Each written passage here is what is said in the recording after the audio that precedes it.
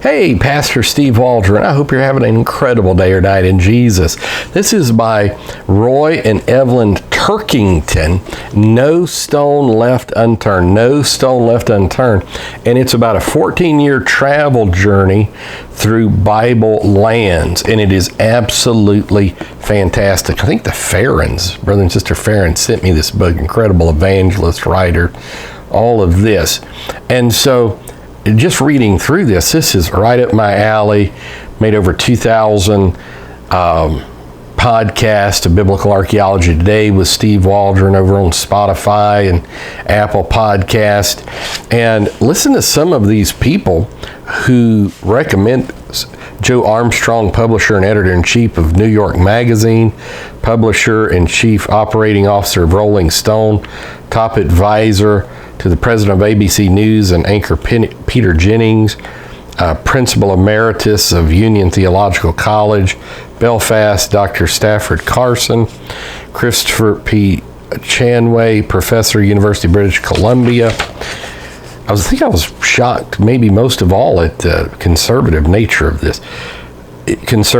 Christopher Laurie, professor, York University, Toronto. Eric Provost, Executive Director, Awana International, Canada. Jack D. Egger, President, Global Children's Network. So I'll read to you so you can kind of get a feel for what's in there. It's a massive tome because it's kind of not small print, but not big either. And it's well over 350 pages.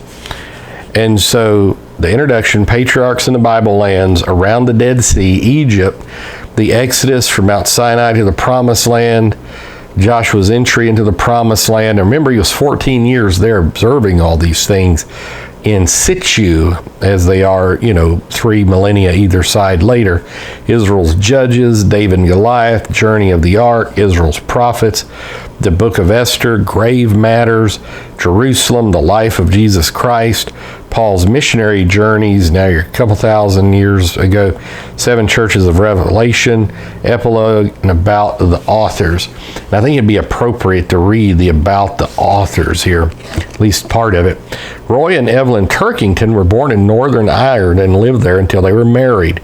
Roy has a degree in biological and environmental studies from the New University of Ulster and completed his doctorate at the University College of North Wales.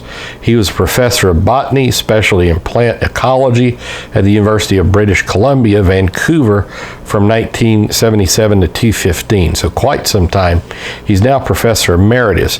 From 1990 to 2004, he made many research-related trips to the Negev Desert. Evelyn was a registered nurse with specialized training in midwifery in Scotland and operating room technique, Bristol, England. They immigrated to Canada in 1976, and they've been married 46 years, 2 children, and 7 grandchildren. They were involved in Awana ministry for about 30 years as leaders, commanders, conference speakers, camp team leaders, Canada board members. Since retirement, their ministry drifted to focus to Christian volunteer opportunities in Jerusalem. So they're well qualified to talk about this. So I just thought, read a couple things here. This is about Jerusalem, the broad wall. We will now stroll up into the Jewish quarter of the Old City and visit 2 amazing archaeological sites, the Broad Wall and the Middle Gate. Neither is very impressive in appearance, but historically and archaeologically, these are remarkable. During the War of Independence in 1948, Jordanian legions acted irresponsibly and despicably and systematically set out to eradicate any vestige of Judaism from the Old City. In the process, they demolished homes and synagogues, but provided an unprecedented opportunity for archaeologists to excavate otherwise inaccessible places. In the early 1970s, archaeologists unearthed parts of the city wall from the period of King Hezekiah. And then he'll quote a scripture. The city's population increased.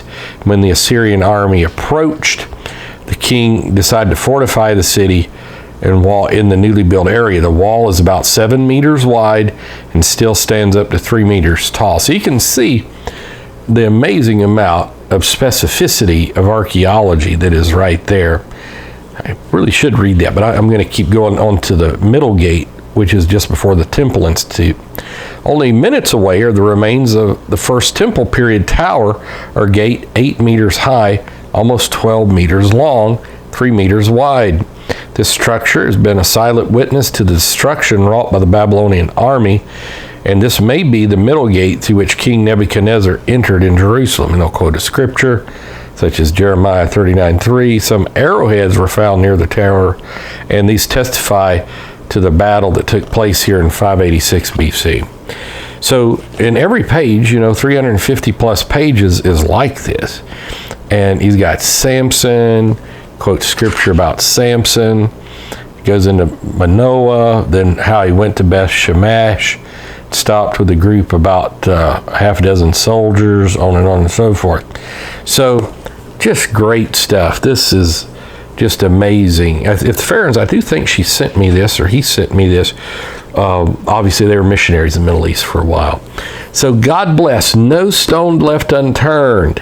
Fascinating reading. Roy and Evelyn Turkington. Word Alive Press. God bless. Bye-bye.